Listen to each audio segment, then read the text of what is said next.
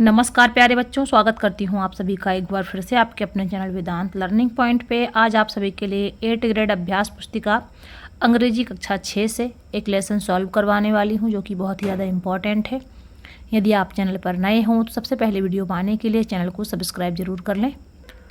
आज का जो लेसन है वो है लेसन 6 द टेस्ट।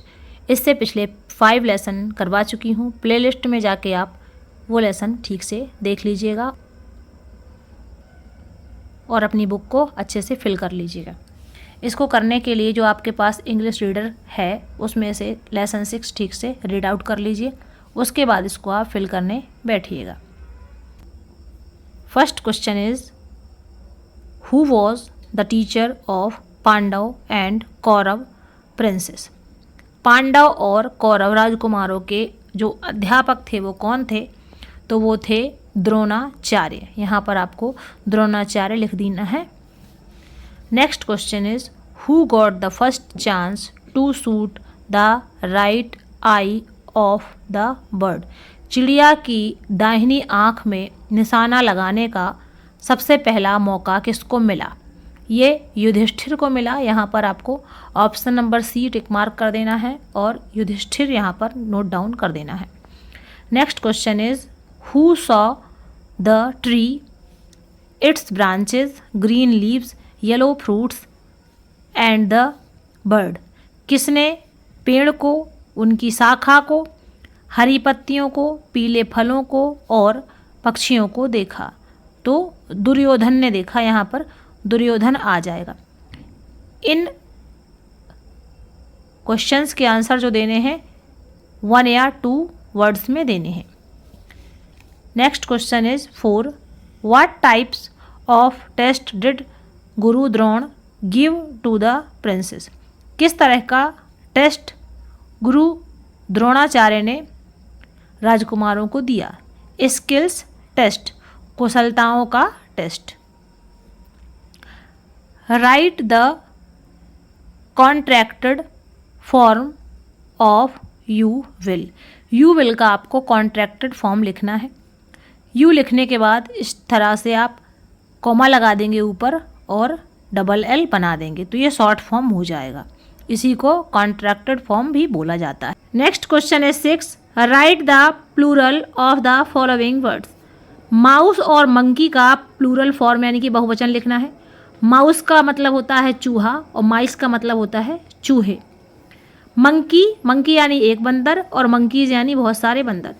जब कभी वाई से पहले बॉबल होता है तो वाई के बाद बहुवचन बनाने के लिए एस लगा देते हैं। यदि वाई से पहले कोई कॉन्सोनेंट होता है यानी कि व्यंजन होता है तो वाई को हटा करके IES जोड़ दिया जाता है। इस तरीके से इनके प्लूरल बनाए जाते हैं। Next question is 7, who was the Prince who saw the words eye only.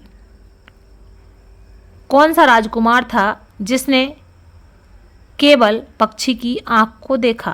Arjun was the prince. Arjun राजकुमार था जिसने who saw bird's eye only, जिसने केवल पक्षी की आँख को देखा। Next question is 8, what was the target in the test. Test का जो टारगेट था, लक्ष्य था, वो क्या था? The words right eye was the target in the test। Test में पक्षी की दाहिनी आँख लक्ष्य था। उन्होंने कहा था कि पक्षी को आप देखो, पक्षी की दाहिनी आँख में आपको निशाना लगाना है। Next question is 9, why did Guru Drona not allow Yudhishthira, Bhima and Duryodhana to shoot. Guru ji ने युधिष्ठिर, भीम और दुर्योधन को निशाना लगाने के लिए आज्ञा क्यों नहीं दी? Guru Drona did not allow Yudhishthira, Bhima and Duryodhana to shoot. Guru Drona ने युधिष्ठिर को, भीम को और दुर्योधन को निशाना लगाने के लिए आज्ञा नहीं दी। बिकॉज, क्योंकि they failed to concentrate on the target. वे लक्ष्य के प्रति एकाग्र नहीं थे या वे लक्ष्य के प्रति एकाग्र होने में असफल रहे थे। वो कहीं डाली देख रहे थे, कहीं पेड़ देख रहे थे, कहीं फूल देख रहे थे, वो ये नहीं देख रहे थे कि हमें निशाना कहाँ लगाना है। उनका मन एकाग्र नहीं था, इसीलिए द्रोणाचार्य ने उन्हें मना किया कि तुम्हें निशाना नहीं लगाना है। Next question is 10. The youngest brother won the first prize in the swimming competition. तैराकी के कंपटीशन में छोटे भाई ने पहला इनाम जीता. Rewrite the sentence using the opposite of underline word. Underline क्या है? यंगेस्ट. अब यंगेस्ट का अपन अपोजिट करेंगे तो यंगेस्ट का उल्टा, यंगेस्ट का मतलब होता है छोटा और एल्डेस्ट का मतलब हो जाएगा बड़ा, तो आपको करना है एल्डेस्ट. तो ये इस तरह से लिखा जाएगा, the eldest brother won the first prize the swimming competition. बड़े वाले भाई ने तैराकी प्रतियोगिता में पहला इनाम जीता. आपको केवल यंगेस्ट की जगह पे एल्डेस्ट लिख देना है और पूरा सेंटेंस यही यहाँ पर नीचे लिख देना है अच्छे से देख करके. Next question is 11. What moral did Guru Drona give to the princes at the end of the story. कहानी के अंत में गुरु द्रोणाचार्य ने राजकुमारों को क्या शिक्षा दी? गुरु द्रोण सेड, गुरु द्रोण ने कहा, always keep your eyes focused only on the goal. हमेशा अपनी आँखों को केवल लक्ष्य पर रखो. Then only will you be successful in your life. तभी आप अपने जीवन में सफल हो पाओगे. और ये बात भी एकदम सही है. हमें केवल अपने लक्ष्य पर ध्यान देना चाहिए. लोग क्या कह रहे हैं, दोस्त क्या कह रहे हैं, किसी की बात नहीं सुननी है. हम क्या बनना चाहते हैं अपने जीवन में, हम क्या हासिल करना चाहते हैं अपने जीवन में, हमें सिर्फ इस बात को सोचना चाहिए. हमें ये नहीं देखना चाहिए कि वो लड़का क्या कर रहा, कौन क्या कर रहा है, इससे कोई मतलब नहीं. अपनी पढ़ाई पे ध्यान दीजिए, अच्छे से पढ़िए, माता पिता का नाम रोशन कीजिए. केवल आपका लक्ष्य होना चाहिए कि आपको अच्छे से पढ़ना है. आप जो भी कर रहे हो अच्छे से करो, ईमानदारी से करो. Next question is 12. According to you what kind of qualities should a teacher have.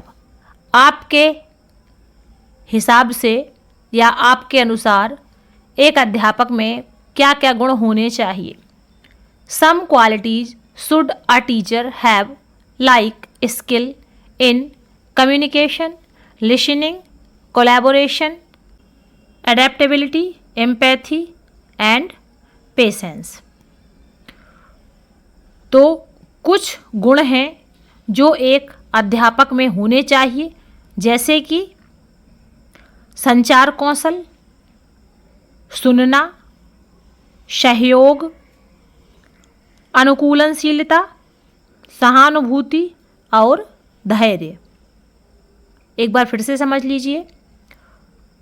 कुछ गुण एक अध्यापक में होने चाहिए, जैसे कि स्किल इन कम्युनिकेशन, संचार कौशल. कम्युनिकेशन का मतलब होता है संचार, स्किल का मतलब होता है कौशल.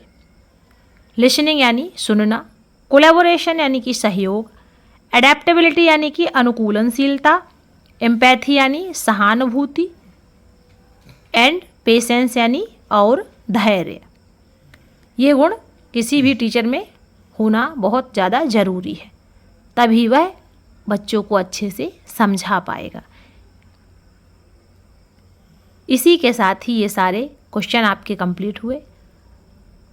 लेसन आपको कैसा लगा कमेंट बॉक्स में कमेंट करके ज़रूर बताइएगा. कुछ अगर ऐसा हो जो आपके समझ में ना आया हो, आप उसको भी कमेंट में मेंशन करिएगा, आपको अच्छे से समझा दिया जाएगा. मिलते हैं अगले लेसन में, तब तक के लिए आप सभी का धन्यवाद. आप सभी का दिन शुभ हो।